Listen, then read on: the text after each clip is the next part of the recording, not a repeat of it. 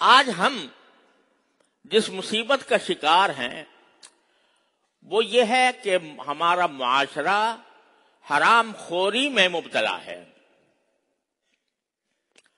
سب سے بڑا وبال ہم پر جو آیا ہوا ہے وہ حرام خوری کی وجہ سے آیا ہوا ہے. رشوت کرپشن کے آپ ہر روز نام سنتے ہیں، اخبارات میں آتے ہیں، میڈیا کے اوپر آتے ہیں، اور یہ ایک حقیقت بھی ہے کہ ہمیں جو تباہ کیا ہے وہ در حقیقت حرام خوری نے تباہ کیا ہے.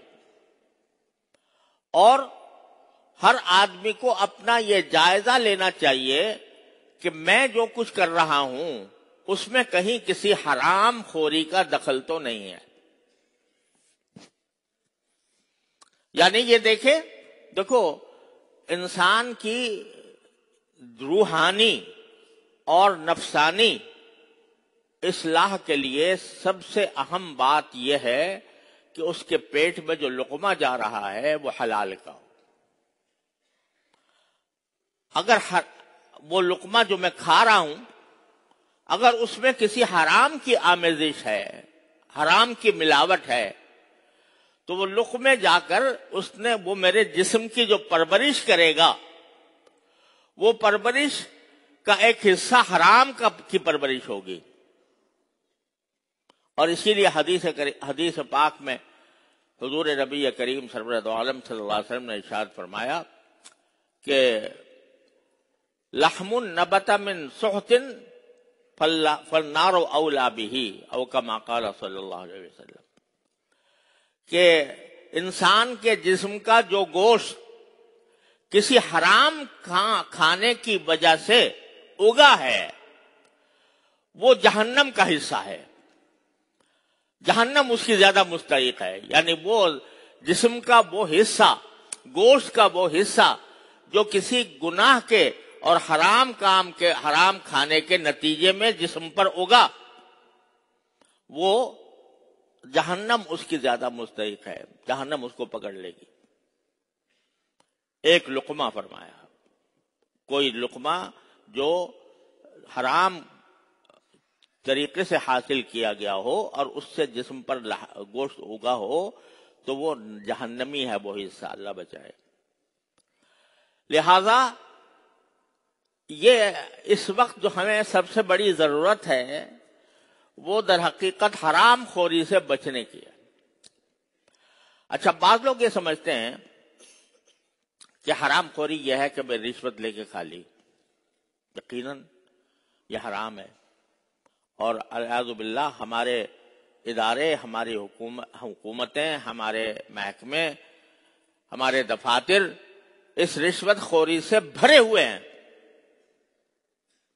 کوئی آدمی اگر کسی سرکاری دفتر میں اس کا کوئی کام پڑ جائے تو وہ مہینوں چکر لگاتا رہے، بغیر رشوت دیے اس کا کام نہیں بنتا. یہ صورتحال بالکل عام ہے، پھیلی ہوئی ہے. اچھے خاصے نمازی لوگ،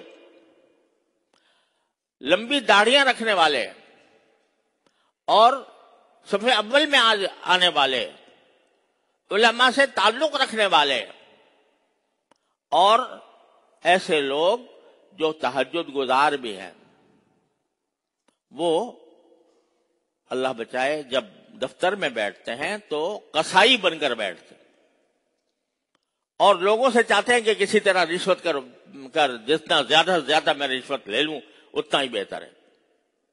اس کام کے اوپر اس میں ان کو خیال ہی نہیں آتا. تو ہم تو نمازیں پڑھ رہے ہیں، ہم تو مسجدوں میں جا رہے ہیں، ہم تو ذکر کر رہے ہیں، ہم تو تلاوت کر رہے ہیں، لیکن جو رشوت کا پیسہ لیا ہے اس کی طرف توجہ نہیں کہ جو ہم کھانا کھا رہے ہیں وہ حرام کھا رہے ہیں، اور حرام کھانے کی وجہ سے ہمارے جسم کی جو پرورش ہو رہی ہے وہ حرام طریقے سے ہو رہی ہے. ہمارا گوشت جو اگ رہا ہے یہ جہنم کا لقمہ ہے، والعیاذ باللہ. اس کی طرف دھیان نہیں جاتا. بے شمار لوگ، ہمارے ایک بزرگ تھے، بزرگ ہی کہنا چاہیے، بڑے تہجد گزار تھے. حضرت والد صاحب رحمۃ اللہ علیہ کی خدمت میں آیا کرتے تھے اور بڑے بظاہر نماز روزے کے پابند تہجد گزار، لیکن اللہ بچائے سٹے کے کاروبار میں ملوث تھے.